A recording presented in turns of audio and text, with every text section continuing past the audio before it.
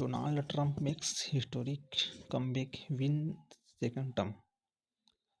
Trump 292 vote रहे हैं और Kamala Harris 224 electoral votes. India hopes to strength ties promote peace. 2024 के अमेरिकी राष्ट्रपति चुनाव में डोनाल्ड ट्रंप की वापसी का विश्लेषण। परिचय। डोनाल्ड ट्रंप ने 2024 के अमेरिकी राष्ट्रपति चुनाव में जीत हासिल करके एक सफलता वापसी की, जिससे उन्हें लगातार दूसरा कार्यकाल हासिल हुआ।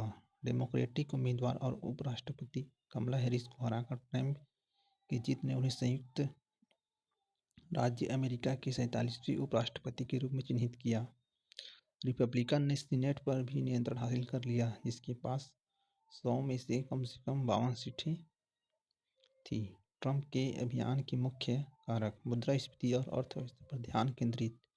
ट्रंप के अभियान ने आर्थिक असंतोष का लाभ उठाया, मुद्रास्फीति और आर्थिक मुद्दों को संबोधित किया जो मतदाताओं के साथ गूंजते थे। अवैध आव्रजन पर रोक। ट्रंप ने सीमा सुरक्षा पर जोर दिया, बड़े पैमाने पर निर्वासन का प्रस्ताव रखा और कर कटौती का समर्थन करने के लिए टैरिफ में वृद्धि की। यथास्थिति से अलग होने की appeal.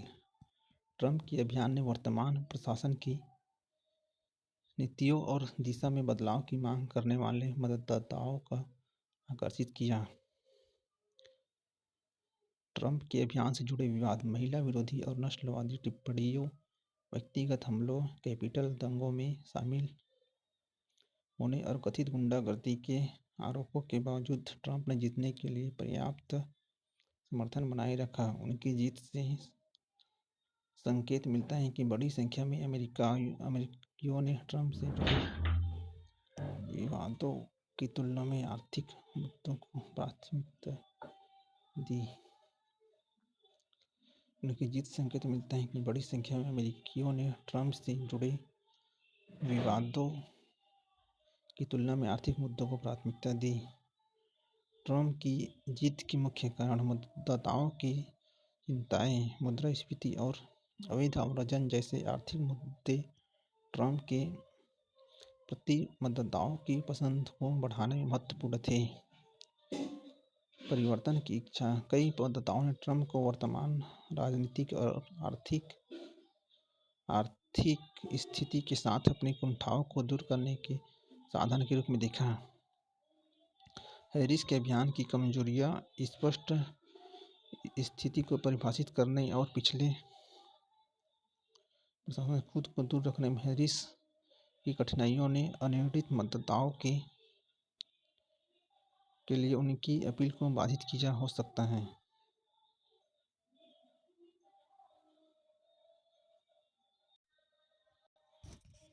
J&K Assembly passes resolutions to restore special status, begin dialogue with center।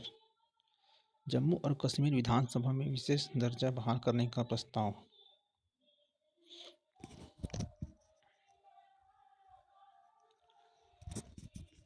Jammu और कश्मीर विधानसभा ने जम्मू और कश्मीर के विशेष दर्जे की बहाली की मांग करते हुए एक प्रस्ताव पारित किया। इस उद्देश्य के लिए प्रस्ताव में केंद्र और जम्मू और कश्मीर के निर्वाचित प्रतिनिधियों के बीच बातचीत का आह्वान किया। प्रस्ताव के मुख्य बिंदु। विशेष दर्जा बहाल करना। प्रस्ताव में विशेष दर्जा और संवैधानिक गारंटी को बहाल करने की आवश्यकता पर प्रकाश डाला गया, जो पहले जम्मू और कश्मीर के लोगों की पहचान, संस्कृति और अधिकारों की रक्षा करती थी। संवाद का आह्वान। प्रस्ताव में भारत सरकार से विभिन्न प्रावधानों को बहाल करने के लिए तंत्र तैयार करने के लिए क्षेत्र के निर्वाचित प्रतिनिधियों के साथ चर्चा शुरू करने का आग्रह किया गया। विशिष्ट शर्तों का लोप। विशिष्ट शर्तों का लोप।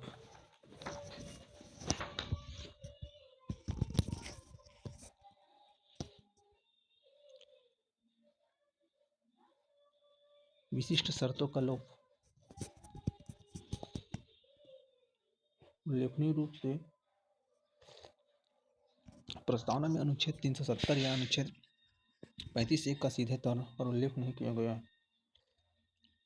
जिसके कारण पीडीपी जैसी कुछ राजनीतिक पार्टियों ने इसकी आलोचना की। प्रस्ताव के लिए समर्थन। गठबंधन और स्वतंत्र समर्थन। प्रस्ताव को नेशनल कॉन्फ्रेंस एनसी के 55 गठबंधन सदस्यों के साथ अन्य पार्टियों से भी समर्थन मिला। पीडीपी विधायक पीपुल डेमोक्रेटिक पार्टी पीडीपी के 3 सदस्यों में ने कुछ आंतरिक आलोचनाओं के बावजूद प्रस्ताव का समर्थन किया।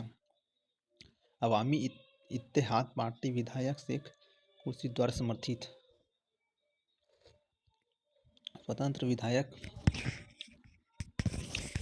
सबीर कुल्ले और जम्मू कश्मीर पीपुल्स कॉन्फ्रेंस की प्रमुख सज्जाद लोन ने भी प्रस्ताव का समर्थन किया। राजनीतिक प्रतिक्रियाएं। मुख्यमंत्री का बयान। मुख्यमंत्री उमर अब्दुल्ला ने कहा, विधानसभा ने अपना काम कर दिया है। यह दर्शाता है कि आगे की कार्रवाई के लिए गेंद अब केंद्र के पाले में है। भाषा को लेकर आलोचना। प्रस्ताव में अनुच्छेद 370 और 35(1) का सीधा संदर्भ न होने से पीडीपी सहित कुछ राजनीतिक गुटों ने आलोचना की, जिनका मानना था कि इन तत्वों को स्पष्ट रूप से शामिल किया जाना चाहिए था। आगे की राह। केंद्र के साथ संभावित वार्ता। प्रस्ताव केंद्र और जम्मू कश्मीर के प्रतिनिधियों के बीच संभावित वार्ता के लिए मंच तैयार करता है, जिसका उद्देश्य क्षेत्र की विशेष स्थितियों के बारे में उठाई गई चिंताओं को दूर करना है। आगे की चुनौती। प्रस्ताव पर केंद्र की प्रतिक्रिया और रचनात्मक वार्ता में शामिल होने के लिए दोनों पक्षों की इच्छा जम्मू कश्मीर की भविष्य की राजनीतिक और संवैधानिक स्थिति को निर्धारित करने में महत्वपूर्ण होगी।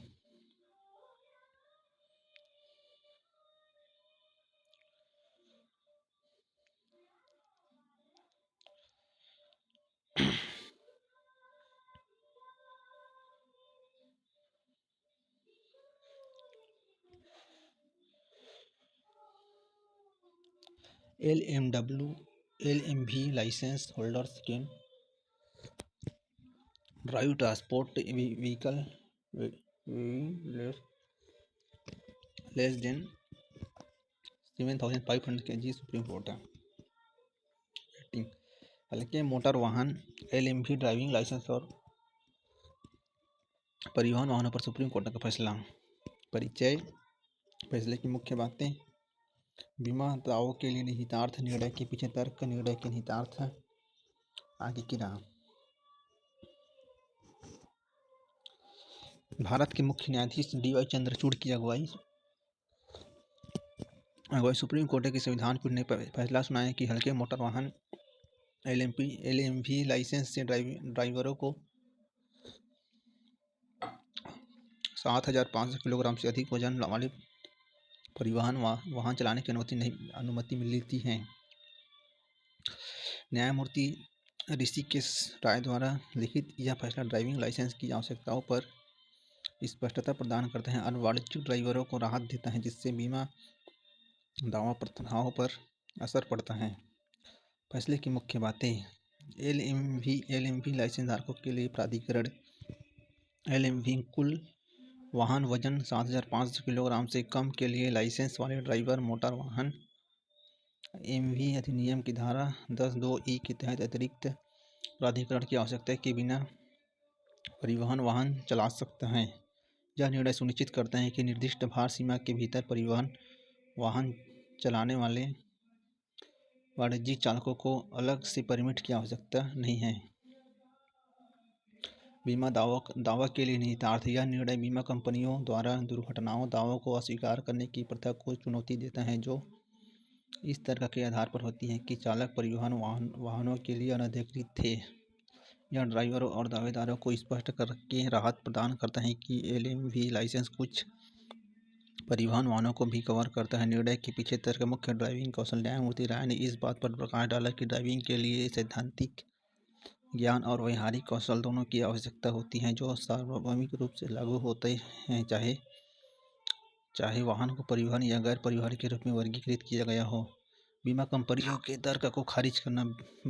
बेंच ने बीमा कंपनियों के इस दावे को खारिज कर दिया कि बीमा विशिष्ट परिवहन प्राधिकरण के ड्राइवर दुर्घटना दर में वृद्धि करते हैं। इसके बजाय न्यायालय ने वाहन प्रकारों में आवश्यक मूल ड्राइविंग दक्षता पर जोर दिया। निर्णय के निहितार्थ। वाणिज्यिक ड्राइवरों के लिए यह निर्णय LMV लाइसेंस प्राप्त ड्राइवरों के लिए नौकरशाही बाधाओं को कम करता है, जिससे वे विशिष्ट परिवहन वाहनों को कानूनी रूप से और कम प्रतिबंधों के साथ संचालित कर सकें। बीमा कंपनियों के लिए यह निर्णय दावों को अस्वीकार करने के आधार को कम करता है, जिससे दुर्घटनाओं में शामिल पॉलिसी धारकों के लिए अधिक अनुकूल परिणाम सामने आ सकते हैं। सड़क सुरक्षा और लाइसेंसिंग के लिए यह निर्णय वाहन के वर्गीकरण की परवाह किए बिना लगातार ड्राइविंग प्रशिक्षण और ज्ञान के महत्व पर जोर देते हैं, जो संभावित रूप से ड्राइविंग शिक्षा और लाइसेंसिंग मानदंडों पर भविष्य की चर्चाओं को प्रभावित करता है। आगे की राह नीति समायोजन। यह निर्णय नीति निर्माताओं को वाणिज्यिक और निजी वाहन चालकों के लिए लाइसेंसिंग श्रेणियों और आवश्यकताओं की समीक्षा करना और उन्हें सुव्यवस्थित करने के लिए प्रेरित कर सकता है। बीमा उद्योग अनुकूलन।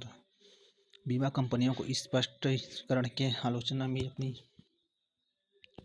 मूल्यांकन नीतियों को संशोधित करने की आवश्यकता होती है, जिससे अधिक पारदर्शी और निष्पक्ष दावा निपटान हो सकता है। मानकीकृत चालक प्रशिक्षण। मुख्य ड्राइविंग कौशल पर जोर देने से एलएमवी और परिवहन वाहन दोनों श्रेणियों में चालक शिक्षा के मानकों में सुधार हो सकता है। यह निर्णय न केवल कानूनी स्पष्टता प्रदान करता है, बल्कि वाणिज्यिक चालकों के लिए ड्राइविंग लाइसेंस आवश्यकताओं और बीमा दावा प्रक्रियाओं के व्यवहारिक पहलुओं को भी प्रभावित करता है। Why did supreme court uphold UP Madras act. अधिनियम का आंशिक रूप से कायम रहना। सर्वोच्च न्यायालय ने उत्तर प्रदेश मदरसा शिक्षा बोर्ड अधिनियम 2004 की संवैधानिक वैधता को बरकरार रखा, जिसमें शैक्षणिक मानकों को सुनिश्चित करने के लिए मदरसा शिक्षा को नियमित करने के लिए राज्य के अधिकार की पुष्टि की गई। यूजीसी अधिनियम के साथ टकराव। न्यायालय ने फैसला सुनाया है कि कामिल स्नातक और फाजिल स्नातक स्तरों पर स्नातकोत्तर स्तरों पर उच्च शिक्षकों से संबंधित अधिनियम के प्रावधान असंवैधानिक है, क्योंकि वे विश्वविद्यालय अनुदान आयोग यूजीसी अधिनियम के साथ टकराव करते हैं। यह टकराव इसलिए पैदा होता है क्योंकि यह अधिनियम संविधान की 7वीं अनुसूची में संघ सूची की प्रविष्टि 66 के तहत उच्च शिक्षा के मानकों को विनियमित करने की केंद्र की विशेष शक्ति का उल्लंघन करता है। मदरसा शिक्षक का विनियमन। अधिनियम कामिल और फाजिल स्तरों के अलावा यह सुनिश्चित करने की राज्य की जिम्मेदारी के अनुरूप माना गया है कि मदरसों में छात्र बुनियादी स्तर की योग्यता प्राप्त करें। अधिनियम मदरसा बोर्ड को पाठ्यक्रम, मानक, शिक्षक योग्यता और बुनियादी ढांचे की आवश्यकताओं को निर्धारित करने की अनुमति देता है, जिससे छात्रों को समाज और आर्थिक अवसरों में एकीकृत करने में सहायता मिलती है। शैक्षणिक मानकों में राज्य की रुचि। निर्णय में कहा गया है कि संविधान के अनुच्छेद 30 के तहत अल्पसंख्यकों को शैक्षणिक संस्थानों की स्थापना और प्रबंधन का अधिकार है, लेकिन यह अधिकार पूर्ण नहीं है। राज्य को शैक्षणिक मानकों को बनाए रखने में रुचि और वह अल्पसंख्यक संस्थानों की अल्पसंख्यक प्रकृति का उल्लंघन किए बिना गुणवत्ता सुनिश्चित करने के लिए उनकी मान्यता और सहायता के लिए शर्तें लगा सकती हैं। शैक्षणिक प्रविष्टियों की व्याख्या। न्यायालय ने इस बात पर जोर दिया है कि समवर्ती सूची की प्रविष्टि 25 के तहत शिक्षा को व्यापक रूप से परिभाषित किया जाना चाहिए, जिसमें मान्यता प्राप्त मदरसों में धार्मिक शिक्षा भी शामिल होनी चाहिए। यह व्याख्या मदरसों को उनके धार्मिक फोकस के बावजूद राज्य के शैक्षिक नियमों के दायरे में लाती है। अनुच्छेद 21A के साथ संगति। न्यायालय ने इस बात पर प्रकाश डाला कि अनुच्छेद 21A के तहत शिक्षा का अधिकार अल्पसंख्यकों के अपने शैक्षणिक संस्थान शामिल करने और चलाने के अधिकारों के साथ संरेखित होना चाहिए। अधिनियम के तहत मदरसा बोर्ड धार्मिक अल्पसंख्यक संस्थानों में उनकी धार्मिक पहचान को कम किए बिना धर्मनिरपेक्ष शिक्षा मानकों को बनाए रखने के लिए नियम राज्य सरकार की मंजूरी के साथ बना सकता है। फैसले के निहितार्थ। अल्पसंख्यक शिक्षा में राज्य की भूमिका। राज्य अल्पसंख्यक द्वारा संचालित शैक्षणिक संस्थानों को एक निश्चित सीमा तक विनियमित कर सकता है, जिससे अल्पसंख्यकों के अधिकारों के साथ शैक्षिक मानकों का संतुलन बना रहे। केंद्रीय क्षेत्र परिषद की विशिष्टता। उच्च शिक्षा मानकों से संबंधित मामले केंद्र के अधिकार क्षेत्र में आते हैं, जो उच्च शिक्षा के संबंध में यूपी अधिनियम जैसे राज्यों कानूनों को सीमित करता है। गुणवत्तापूर्ण शिक्षा सुनिश्चित करना। यह निर्णय अल्पसंख्यक संस्थानों में गुणवत्तापूर्ण शिक्षा सुनिश्चित करने की राज्य की क्षमता का समर्थन करता है, जिससे संस्थानों के धार्मिक फोकस से समझौता किए बिना मदरसा छात्रों को धर्मनिरपेक्ष विषयों में लाभ मिलता है। क्लाइमेट एक्सपोर्टर और about drums re-election impact.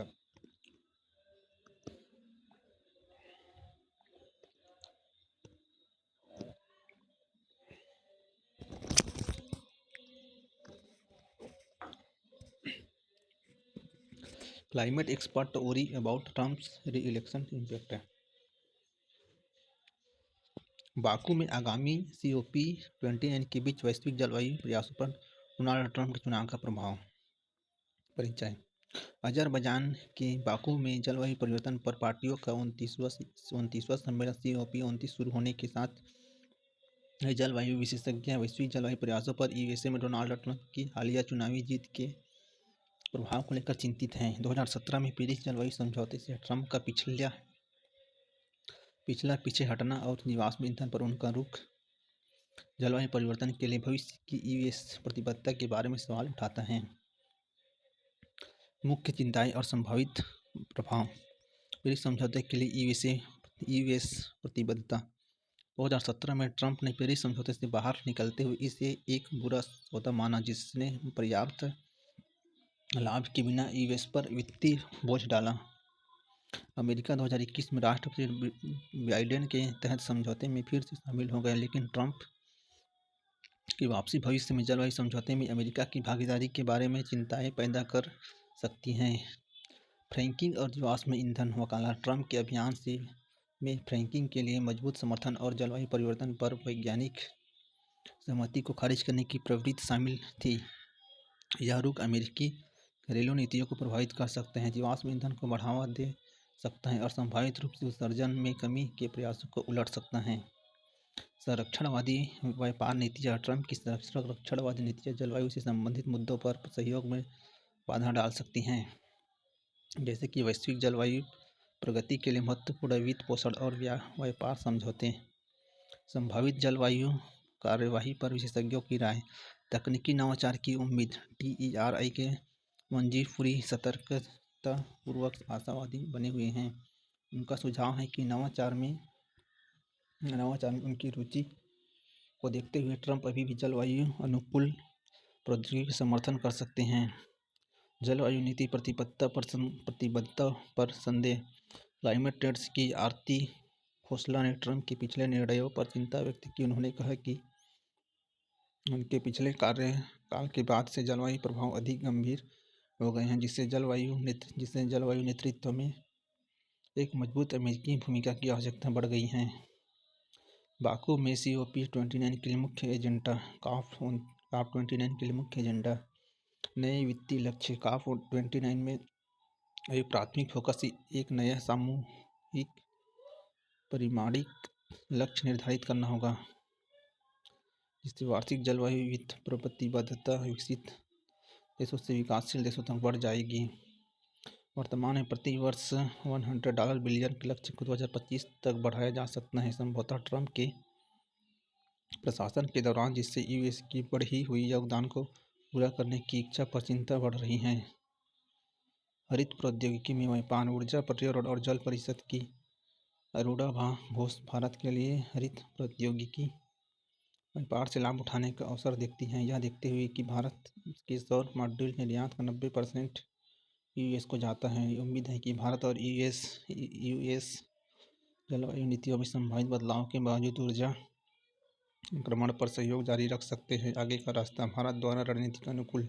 Bharat को अपनी हरित प्रौद्योगिकी व्यापार, स्वच्छ प्रौद्योगिकी आपूर्ति श्रृंखलाओं और ऊर्जा संक्रमण रणनीतियों को मजबूत करके बदलते अमेरिकी नीतियों के अनुकूल होने के लिए तैयार रहना चाहिए। PM Vidyalakshmi scheme for higher education gets note. प्रधानमंत्री नरेंद्र मोदी की अगुवाई में केंद्रीय मंत्रिमंडल ने PM विद्यालक्ष्मी योजना को मंजूरी दे दी। यह एक केंद्रीय क्षेत्र की पहल है, जिसका उद्देश्य उच्च शिक्षा प्राप्त करने वाले मेधावी छात्रों को वित्तीय सहायता प्रदान करना है। PM विद्यालक्ष्मी योजना की मुख्य विशेषताएं। पात्रता सरकारी और निजी दोनों तरह के संस्थानों को शामिल करते हुए शीर्ष 860 गुणवत्तापूर्ण उच्च शिक्षा संस्थानों में किसी भी दाखिला लेने वाले छात्र पात्र हैं। इस पहल से लगभग 22 लाख छात्रों को लाभ मिलने की उम्मीद है। ऋण प्रावधान। पात्र छात्र बैंकों और वित्तीय संस्थानों से बिना किसी जमानत और बिना किसी गारंटी के ऋण प्राप्त कर सकते हैं, जिसमें पूरी ट्यूशन फीस और पाठ्यक्रम से संबंधित अन्य खर्च शामिल हैं। ऋण गारंटी 7.5 लाख तक के ऋण के लिए योजना 75% ऋण गारंटी प्रदान करता है, जिससे बैंकों को छात्रों को शिक्षा ऋण देने में सुविधा होती है। वित्तीय परिव्यय 2024-25 में 2030-31 की अवधि के लिए 3,600 करोड़ रुपये का आवंटन किया गया, जिससे 7 लाख नए छात्रों को लाभ मिलने की उम्मीद है। Himachal CM Sukhu launches water sports in Gobind Sagar lake to boost tourism. Gobind Sagar झील यह हिमाचल प्रदेश के ऊना और बिलासपुर जिले में एक जलाशय है। भांगड़ा बांध इसके निर्माण के लिए जिम्मेदार है। इस जलाशय का नाम 11वें सिख गुरु गोविंद सिंह के नाम पर रखा गया है और यह सतलुज नदी पर स्थित है। भांगड़ा बांध दुनिया के सबसे ऊंचे गुरुत्वाकर्षण बांधों में से एक है। इस झील को 1962 में जल पक्षी अभयारण्य के रूप में नामित किया गया था। अभी भी गोविंद सागर झील पैंथर, भेड़िया, चौसिंघा, सांभर, लकड़बग्घा, सुस्त भालू, नीलगाय, चिंकारा और जंगली सुअर सहित कई पक्षी और पशु प्रजातियों का घर है। गोविंद सागर झील का जल स्तर लगातार बदल रहा है। जलाशय में कोई भी व्यक्ति विभिन्न प्रकार के खेलों में भाग ले सकता है। गोविंद सागर झील के बारे में निम्नलिखित में से कथन पर विचार करें। यह उत्तराखंड में एक जलाशय है। सही है। यह हिमाचल प्रदेश की ऊना और बिलासपुर जिले के एक जलाशय है। यह उत्तराखंड का जगह में हिमाचल प्रदेश आएगा। पहला गलत है। दूसरा, झील को 1962 में जल पक्षी अभयारण्य के रूप में नामित किया गया था। ये सही है। सही उत्तर का चयन करना है तो बी, केवल 2।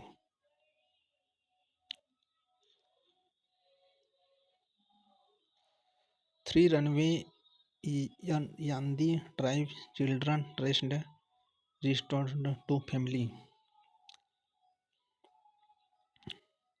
यानादी जनजाति आंध्र प्रदेश की प्रमुख अनुसूचित जनजाति में से एक, भारत में सबसे कमजोर आदिवासी समूहों में से एक। वे गरीबी और सामाजिक बहिष्कार की चरम स्थितियों में रहते हैं। 2011 की जनगणना रिपोर्ट के अनुसार आंध्र प्रदेश में उनकी जनसंख्या 4,62,167 है।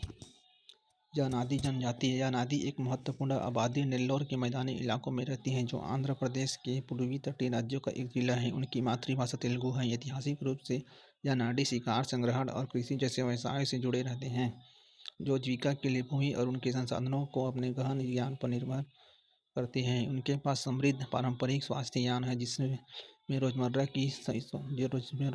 की स्वास्थ्य देखभाल और विशेष ज्ञान जैसे सांप के काटने का इलाज शामिल हैं।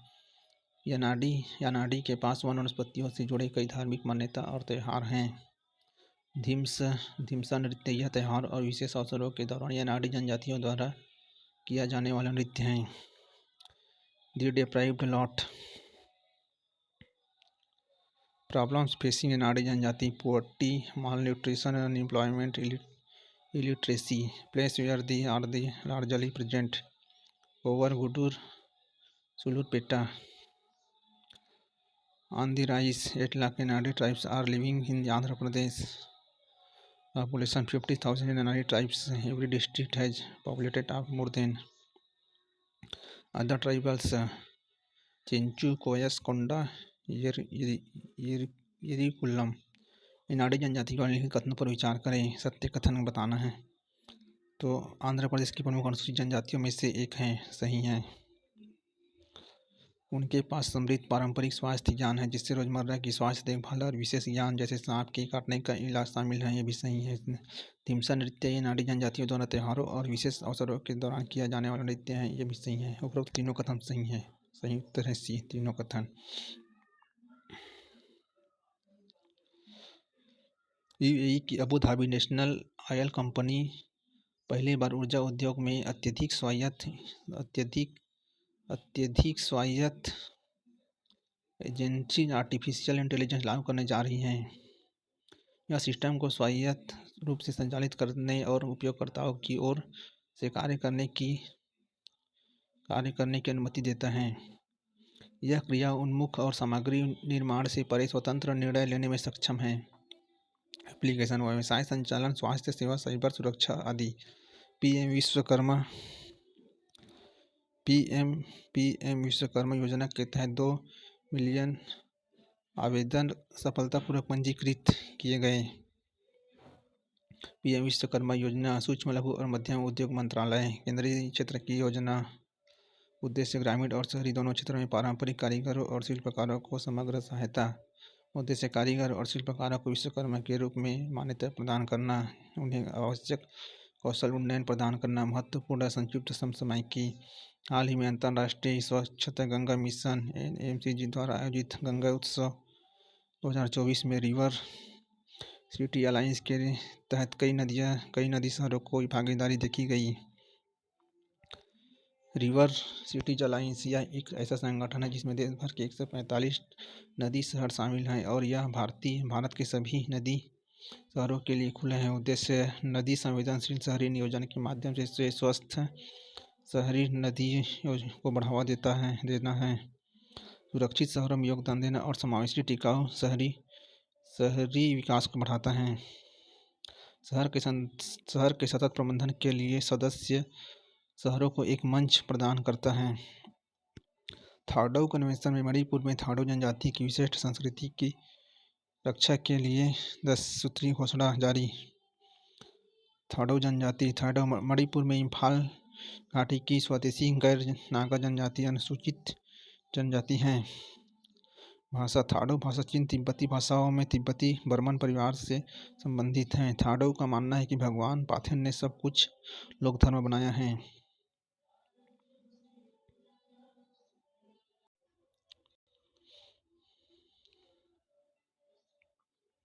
Singapore, south east Asia. Singapore आधिकारिक तौर पर सिंगापुर गणराज्य समुद्री दक्षिण पूर्व एशिया में एक द्वीप देश और शहर राज्य है। देश के क्षेत्र में एक मुख्य द्वीप, 63 उपग्रह द्वीप और टापू और एक बाहरी टापू शामिल हैं। राजधानी सिंगापुर शहर। मुद्रा सिंगापुर डॉलर। आधिकारिक भाषा मलय, अंग्रेजी, तमिल। Singapore Mandarin. राष्ट्रीय भाषा मलय। राष्ट्रपति थर्मन शानमुगारत्न। प्रधानमंत्री Lawrence Wong. Rajendra Prasad 1962। List of recipient of Bharat Ratna. Prasad एक स्वतंत्र सेनानी, वकील और राजनेता थे जो बिहार में चंपारण सत्याग्रह और असहयोग आंदोलन में महात्मा गांधी के साथ जुड़े हुए थे। भारत की संविधान सभा के अध्यक्ष बने बाद में उन्हें भारत के पहले राष्ट्रपति 1950 से 62 के रूप में चुना गया। राष्ट्रीय कैंसर जागरूकता दिवस 7 नवंबर 2024। उद्देश्य लोगों को कैंसर के प्रति जागरूक करना और उपचार की अधिक संभव बनाना। विश्व कैंसर दिवस 4 फरवरी को मनाया जाता है। राष्ट्रीय कैंसर जागरूकता दिवस का महत्व। कैंसर शरीर के किसी भी क्षेत्र को प्रभावित करने वाले कई परिस्थितियों के लिए एक व्यापक शब्द है। कैंसर का एक विशिष्ट पहलू असामान्य कोशिकाओं का तेजी से बनना है जो अपनी सामान्य सीमाओं से परे बढ़ती हैं। आसपास के शरीर के अंगों को संक्रमित करती हैं और अन्य अंगों में फैल जाती हैं। इस प्रक्रिया को मेटास्टेसिस के रूप में भी जाना जाता है।